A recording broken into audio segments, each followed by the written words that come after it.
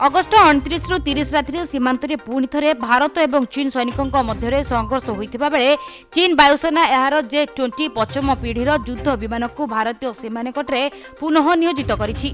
August 29-30 पूर्व चीन J-20 पश्चिम पीढ़ीर युद्ध विमान को पुनः नियोजित करथिबा जଣାपड़ी।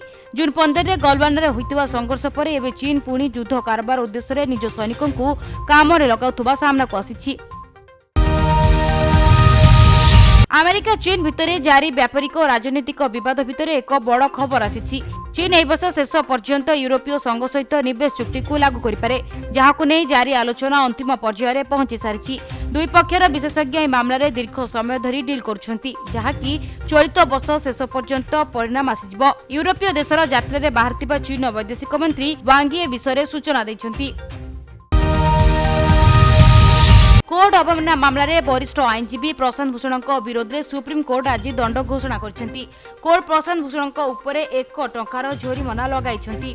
15 सेप्टेम्बर पर्यंत 1 टंका जमा न कले तांको 3 मासर जेल दंड मिलवा सह 3 वर्ष पई वकिलाती करि परिबे नाही। जस्टिस अरुण मिश्रଙ୍କ अध्यक्षतार जस्टिस बी.आर. गवई और जस्टिस कृष्ण मुरारी को नहीं गठित खंडपीठ राय दैछंती। गत शुणानी रे प्रशांत भूषण सुप्रीम कोर्ट को आगे क्षमा मागिया को मना कर देथिले।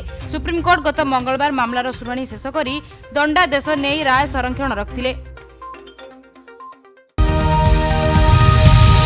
देश में चलित दशंधिर जनगणना और जातीय जनसंख्या पंजिका प्रस्तुति कार्य वर्षे विलंब हो पारे। उक्त कार्य चलित वर्ष एप्रिल 1 तारिख सेप्टेम्बर 30 तारिख सुधा हेबार कार्यक्रम थिला किंतु कोरोना महामारी यहां घुंचाई दि जाइतिला। तेबे कोरोना संख्या बढ़ी बढ़ी चलिथिबारु एही कार्य केबेठारु आरंभ हेबो ता एबे कुहा जाय परिबो नाही। वर्तमान स्थिति रे जनगणना एक जरूरी कार्य नुहे। आज देश में कोरोना संक्रमित को संख्या 36 लाख अतिक्रम करिछि। यह सत्ते सारा देश में लागि रहितिबा प्रतिबंधक को धीरे धीरे कोहल करिबार लागिछंती केंद्र सरकार। अनलॉक 4 रे मेट्रो यातायात पई अनुमति दिया जाई साथिबा बेले एबे अंतर्जातीय विमान उड़ान उपरे प्रतिबंधक लगा जाइछि। अनलॉक 3 रे अगस्त 31 पर्यंत अंतर्जातीय विमान उड़ान उपरे प्रतिबंधक लगा जाइतिबा बेले एबे प्रतिबंधक को सेप्टेम्बर 30 पर्यंत घुंचाई दैछंती केंद्र सरकार। उत्तर प्रदेश आग्रा रे ट्रिपल मर्डर।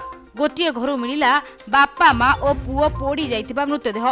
सबुठारु बड़ कथा हेउछि घरर मालिक रामवीर हाथ गोड़ टेप रे बंधा होता।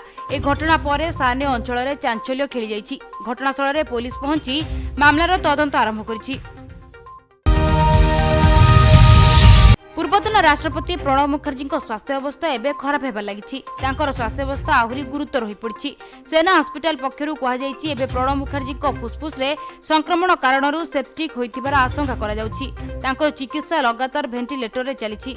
एवं जीप कोमारे अछंती। दिल्ली स्थित आर्मी हस्पिटाल रे भर्ती प्रणब मुखर्जी हेल्थ बुलेटिन ने जारी करी हस्पिटाल पक्षरु सूचना दै जाइछि। भारतर प्रथम महिला कार्डियोलोजिस्ट डाक्तर एसआई पद्मावती देहांत होइछि। 103 वर्ष बयस रे कोरोना कारणरू से गत शनिवार दिन मृत्युवरण करछंती। तांको 11 दिन पूर्वरू नेशनल हार्ट इंस्टीट्यूट रे भर्ती करा जायतिला। डाक्तरखानार सीईओ डॉक्टर ओपी यादव कहछंती जे पद्मावती उभय फुसफुस रे गुरुतर संक्रमण होइतिला जेउंथि तांकर मृत्यु होइछि। बैंकरू हजार हजार कोटी टंकार ऋण नहीं देश छाड़ी फेरार होइतिबा विजय माल्या को लागिछि झटका। कोर्ट को निर्देश को उल्लंघन करी बैंक ऋण न सुझी तांको पिलामानकु $40 मिलियन स्थानांतर करथिबा अदालतर अवमानना मामला रे कोर्ट पुणी दोषी साब्यस्त करथिले। यापर मामलार पुनः विचार करबाकू विजय माल्या सुप्रीम कोर्ट रे पिटिशन दाखल करथिले किंतु कोर्ट तांकर ए पिटिशन को खारज कर दैछंती। 27 अगस्त रे मामला रे सुप्रीम कोर्ट निज विचार को संरक्षित रखथिले। सुस्थ ही घर को फेरिले स्वराष्ट्र मंत्री अमित शाह। आज सकाळू तांकू दिल्ली एम्स रु डिस्चार्ज करा जायछि। कोरोना आरोग्य लाभ करबा परे परवर्ती चिकित्सा पई तांकू नुआ दिल्ली रो एम्स रे भर्ती करा जायतिला। से एबे संपूर्ण सुस्थ होइछन्ति बोली एम्स पक्षरु सूचना दिया जायछि। देश में कोरोना संक्रमण हु हु होई बढ़िबार लागिछि। तेज आज देश में 24 घंटा मध्य 78,512 संक्रमित चिन्हट होगा पर आज देश में मोट कोरोना आक्रांतों संख्या 36,21,246 पहुंची। अन्यपक्षे गोटे दिन में 971 जनकर मृत्यु पर देश में कोरोना जनित मृत्यु संख्या 64,469 को वृद्धि पाई। तेज देश में सक्रिय कोरोना आक्रांतों संख्या 7,81,975 पहुंची। सेपरी देश में कोविड आरोग्यों संख्या 27,74,801 को वृद्धि पाई। भारत और चीन मध्य थिबा वास्तव नियंत्रण रेखा नियम को चीन सेना निष्ठापर भाव मानती बोली आज चीन कही। याछड़ा पांगोक्स हृदर दक्षिण कूल चीन सशस्त्र सैनिक मैंने अकारण सामरिक कार्यकलाप करछंती बोली भारतीय सेना देथिबा मंतव्य को मध्य चीन खंडन करिछि। भारतीय सेनार विवृत्ति विषय प्रतिक्रिया प्रकाश करी चीन वैदेशिक मंत्रालय कहिछि जे पीपुल लिबरेशन आर्मी सैनिक मैंने कदापि वास्तव नियंत्रण रेखा टपी नाहंती।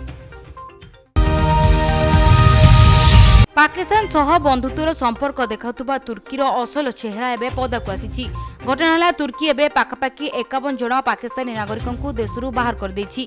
पाकिस्तानी गणमाध्यम सूचना जनापड़ी कि एमाने सेठारे कौनसी अवैध कार्य लिप्त थिबारु तुर्की एभली पदक्षेप नेछि। तुर्की एमानकु एक विशेष विमान रे इस्लामाबाद को पठाई देथिबा सूचना मिलिछि। एक रिपोर्ट रे कहा कि तुर्कीर संदिग्ध जांच agency anti human traffic and smuggling सेलु 33 जन को हस्तांतर करिछि। कोरोना महामारी तांडव शेष होइनी। प्रतिदिन भारत सह सारा विश्व में लक्षाधिक लोक एथिरे संक्रमित होउछंती।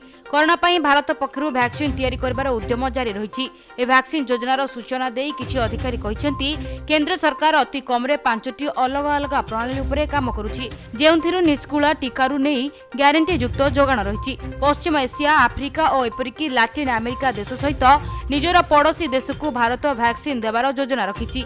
ए विचार राजनीतिक संपर्क को आहुरी मजबूत करबा पई और विश्व में वैक्सीन फैक्ट्री भाव में परिचय हासिल करबा नै भारतर योजना रहिछि।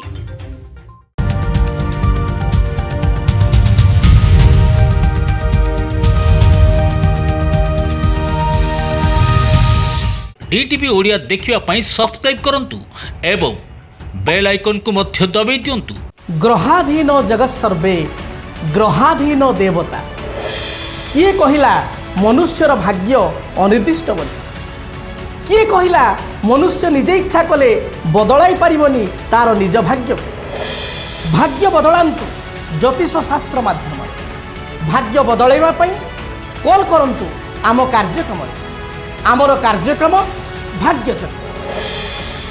भाग्यचक्र प्रति मंगलवार, गुरुवार, रविवार राति 9 केवल डीटीवी ओडिया रे।